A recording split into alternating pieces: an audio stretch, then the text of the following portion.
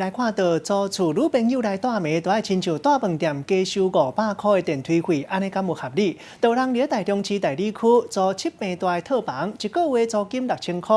2年前来带时，就和厝主拼好势，讲女朋友暂时有准会来带妹。无想到几个月前，厝主强讲安尼电梯会了电，要求加收500块，双方因为安尼起配面。 不满厝头家逐个月拢要加收500块电梯钱，查甫人伫人面前社团拍一篇文章出来，就是要甲代志讲个清楚。他多收钱有没有在规范在契约上吗？没有，契约上没有再另外载明。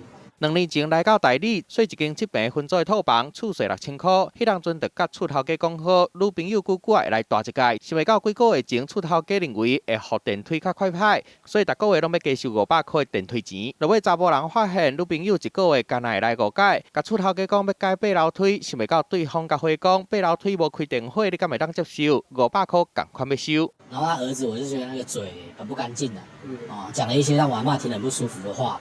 然后还跟他说什么啊？